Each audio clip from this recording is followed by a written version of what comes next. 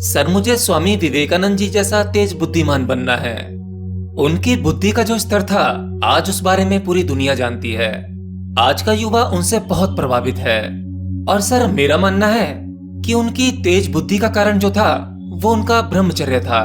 उन्होंने ब्रह्मचर्य साधा, अपनी काम वासना की ऊर्जा को ओजस में ट्रांसफॉर्म किया, जिससे कि उनकी शक्ति का रूपांतरण होके उनकी तेज बुद्धि का कारण बना।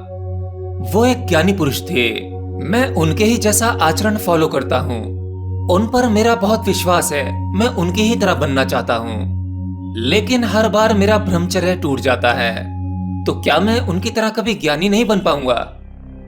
नहीं, आप कभी वो नहीं बन सकते जिसे प्रकृति ने पहले ही बना दिया है। पृथ्वी पर मौजूद हर एक जीव को प्रकृति ने एक अलग आइडेंटिटी दी है। तुम दूसरों की पहचान चुरा नहीं सकते। आज दुनिया में बहुत से लोग ब्रह्मचर्य का पालन करते हैं, अष्टांग योग या योगासन करते हैं, बहुत सी ध्यान साधनाएं करते हैं। लेकिन आप मुझे बताइए कि इतनी सालों के बाद भी क्या कोई दूसरा स्वामी विवेकानंद जैसा पैदा हुआ? नहीं। ईश्वर ने हर व्यक्ति को एक दूसरे से अलग बनाया है। वो स्वामी जी की पहचान थी, ये तुम्हारी पहचान है। तुम लाख कोशिश कर लो, दूसरे की पहचान को अपनी पहचान नहीं बना पाओगे। हाँ, इसमें कोई शक नहीं, आप अपनी ही पहचान खो देंगे। और रही बात ब्रह्मचर्य और आत्मज्ञान की, तो आपको इस संसार में जो भी कुछ दिखाई देता है, आपको वही सत्य लगता है। आप उतना ही जानते हैं और उतने का ही लेप अपने ऊपर चढ़ाने की कोशिश करते हैं। जबकि सत्य तो यह है कि डायरेक्ट फल या किसी के परिणाम को आप सीधा अपना नहीं सकते। वो आपके भीतर उतरेगा ही नहीं। आप स्वामी जी के ब्रह्मचर्य से बहुत प्रभावित हुए, तो आपने उनका सीधा ब्रह्मचर्य कॉपी करने की कोशिश की, जबकि उनका ब्रह्मचर्य एक परिणाम है, एक फल। आप उस परिणाम और फल के पीछे की दशा को नहीं जानते, उनकी भीतरी स्थिति को नहीं समझे। असल में स्वामी जी के भीतर एक बीज था, जो वो अंकुरित हुआ। उनकी भीतरी मनोदशा बदली, उनकी भावनाएं, उनकी फीलिंग्स बदली। उनके भीतर एक स्थिरता और एक समझ डेवलप हुई, जिसका परिणाम निकला ब्रह्मचर्य। और आपको केवल उनका ब्रह्मचर्य दिखा, उनकी भीतरी अवस्था नहीं दिखी। आपने सीधे उनके भौतिक कार्यों को कॉपी करने की कोशिश की, उनकी दिनचर्या को अपनाने की कोशिश की। कुल मिलाकर आपको भौतिकी रूप से जो भी कुछ दिखा या आपने ऊपर ऊपर से जो भी कुछ समझा, उसी के आधार पर आप उसका आचरण करने लगे। परंतु उनके भीतर जो हुआ या जो हो रहा था, वो ना तो आपको दिखाई दिया और ना ही आप उसे समझ पाए। अब मेरे भीतर किस प्रकार की भावनाएं उठती हैं, किस प्रकार के विचार उठते हैं, ये भला आप कैसे जान सकते हैं? तो जब आप उसे जान नहीं सकते, तो उसे कॉपी कैसे कर सकते हैं, उनका आचरण कैसे कर सकते हैं? आप केवल मेरी बाहरी पर्सनैलिटी को देखकर और मेरे बाहरी कृत्य को देखकर उनका आचरण कर सकते हो, उन्हें कॉपी कर सकते हो, पर वो आपके किसी काम नहीं आएंगे। ये बिल्कुल ऐसा ही है जैसे आपने एक नदी में कुछ बत्तखों को देखा। वो सभी बत्तख या पक्षी पानी की ऊपरी सतह पर ऐसे रखे हुए थे, जैसे मानो वो पानी के ऊपर अपने आप ही बह रहे हों। आप उन बत्तखों को पानी में तैरता हुआ देखकर उनसे बहुत प्रभावित हो जाते हो और सोचते हो कि मैं भी इन पक्षियों की तरह, इन बत्तख की तरह पानी की ऊपरी सतह पर बहना चाहता हूं। आपने बाहरी तौर पर उस बत्तख को पूरी तरह से ऑब्जर्व कर लिया है। अब आपको लगता है कि मैं सब कुछ सीख गया हूं। बत्तख किस प्रकार से पानी के साथ बिहेव कर रही है, मुझे सब पता है, और बस आप पानी में छलांग मार दें। तो क्या आप एक बत्तख बन पाएंगे? नहीं, उल्टा आप पानी में डूब जाएंगे, क्योंकि आपको उस पक्षी का ऊपरी शरीर दिखा। जो दिखा आपने केवल वही ऑब्जर्व किया। उसके पैर जो पानी की ऊपरी सतह के भीतर थे, जो आपको नहीं दिख रहे थे, उसके पैर किस प्रकार काम कर रहे थे आप नहीं जानते, आपने उन्हें नहीं देखा। दूसरी ना दिखने वाली चीज, उस बत्तख की मनोस्थिति। आपने अपने उस ऑब्जर्वेशन के दौरान केवल दो चीजों को मिस कर दिया और बस आपकी चूक वहीं हो गई। ऐसे ही आपका ब्रह्मचर्य और आत्मज्ञान की दौड़ है।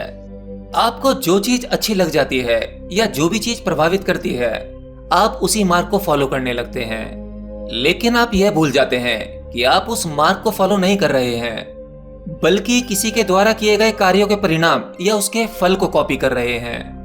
अगर आप अपने पूरे जीवन किसी की तरह ब्रह्मचारी बनने की कोशिश करोगे या किसी ज्ञानी की तरह ज्ञानी बनने की कोशिश करोगे, तो आप 1,00,000 कोशिश क्यों ना कर लें, अनंत कोशिश क्यों ना कर लें, आपके हाथों में केवल असफलता ही लगेगी। हाँ, बेशक आप किसी के कृत्य को या किसी के कार्य को या किसी के व्यक्ति के आचरण को कॉपी करने का अथक प्रयास करते हैं, आपको उस प्रयास का फल अवश्य मिलेगा। हो सकता है आप किसी की तरह कॉपी या किसी की तरह आचरण करते करते इतने निपुण हो जाएं कि असली नकली में कोई फर्क ही ना लगे। मैंने देखा है कई बार कुछ लोग कुछ सेलिब्रिटी की मिमिक्री बहुत अच्छी कर लेते हैं, इतनी अच्छी कि शायद वो असली सेलिब्रिटी भी ये कहे कि जैसा मैं करता हूं ये मुझसे बेहतर कर रहा है, मेरे कृत्य में गलती होने की संभावना है। पर एक मिमिक्री आर्टिस्ट जब वो मिमिक्री करता है तब वहां गलती का चांस नहीं है। लेकिन फिर भी असली नकली में भेद है, भीतरी अवस्था अलग है, भावनाएं इमोशंस अलग हैं। ऐसे ही कुछ आत्मखोजी जो ज्ञान के मार्ग पर चलते हैं, अपना अपना मार्ग चुनते हैं। कोई बुद्ध का मार्ग चुनता है, कोई महावीर का मार्ग चुनता है, कोई नानक का मार्ग चुनता है, तो कोई कृष्ण का मार्ग चुनता है। आप किसी भी गुरु को फॉलो करने के बाद कभी कभी उसे इस कदर फॉलो करते हैं, इतनी शिद्दत से करते हैं कि आप उनसे बेहतर प्रवचन दे सकते हैं। उनके पास में कुछ पुराने शब्द हैं लेकिन आपके पास में नए शब्द हैं, तो आप अपनी बातों को उनसे बेहतर ढंग से कह सकते हैं। लेकिन इसका अर्थ ये नहीं कि आपने उसी सेम स्थिति को पा लिया हो जो आपके गुरु पा चुके हैं। बेशक आपने अपने गुरु का बहुत आचरण किया, उन्हें दिन रात उठते बैठते देखा, उनका पूरा आचरण किया, उस गुरु की सभी बातें आपके भीतर आ चुकी हों। अब लोगों को गुरु और शिष्य में कोई फर्क ही ना पता लगता हो, लेकिन दोनों के भीतर के सत्य अलग होंगे। बिल्कुल वैसे ही एक आईने के सामने खड़ा हुआ असली व्यक्ति और दूसरा उस व्यक्ति का प्रतिबिंब जो हूबहू एक जैसा दिखता है परंतु वो एक नहीं होता। और दुनिया में कुछ ऐसा ही चलता आ रहा है। जो लोग बुद्ध को फॉलो करते हैं वो उन्हीं की तरह कपड़े पहनते हैं, उन्हीं की तरह दिखावा करते हैं, उन्हीं की तरह सभी आचरण फॉलो करते हैं, उनके वचनों को सुनते हैं और कई बार उन वचनों को अपने जीवन में अप्लाई भी करते हैं। लेकिन बुद्ध के जाने के 2500 साल बाद भी हमें कोई दूसरा बुद्ध नहीं मिला। दूसरे आत्मज्ञानी मिले परंतु बुद्ध नहीं मिले। तो आप जिस ब्रह्मचर्य को साध रहे हैं तो पहले उसे अपने भीतर जाकर चेक करें, कहीं आप किसी और का ब्रह्मचर्य तो साधने का प्रयास नहीं कर रहे हैं। और अगर कर रहे हैं तो आप गलत कर रहे हैं, क्योंकि आप जिसके ब्रह्मचर्य से प्रभावित हुए हो उसका वो ब्रह्मचर्य उसके भीतर हुई ऐसी कोई घटना का परिणाम है। उसके भीतर से जो कुछ घटा था, जो बीज अंकुरित हुआ था, उसका उसे जो फल मिला है वो ब्रह्मचर्य के रूप में मिला है। आपने उनका सीधा सीधा ब्रह्मचर्य पकड़ने की कोशिश की है, वो आपके हाथ नहीं लगेगा, आप फेल हो जाओगे। ऐसे ही आत्मज्ञानी पुरुष होते हैं, उन्हें जो भीतर से हुआ है, जो अनुभव उन्होंने किया है, वो केवल वो जानते हैं। उनकी विडंबना यह है कि वो उस ज्ञान को बता भी नहीं सकते। लेकिन उन्हें आत्मज्ञान होने के बाद जो विस्फोट उनके भीतर हुआ था, उस विस्फोट की कुछ आवाजें, कुछ छींटें उनके मुख से बाहर निकलने लगती हैं। आप उन्हीं शब्दों को ही ज्ञान समझ लेते हैं और उसी ज्ञान की कॉपी करने लगते हैं, उसका आचरण करने लगते हैं। और फिर आप कहते हैं कि सालों से साधना कर रहा हूं, बहुत कुछ इकट्ठा कर लिया है, दूसरों को अच्छी तरह से समझा भी सकता हूं, परंतु अभी असली घटना नहीं घटी, मुझे आत्मज्ञान नहीं हुआ। जो हुआ है वो शाब्दिक ज्ञान हुआ है। जब शांति से अपने भीतर विश्लेषण करता हूं तो अभी भी मैं सभी बंधनों में अपने आप को बंधा हुआ पाता हूं। मैं मुक्त नहीं हुआ। मुक्ति मोक्ष कैसे मिलेगी? ऐसे नहीं मिलेगी।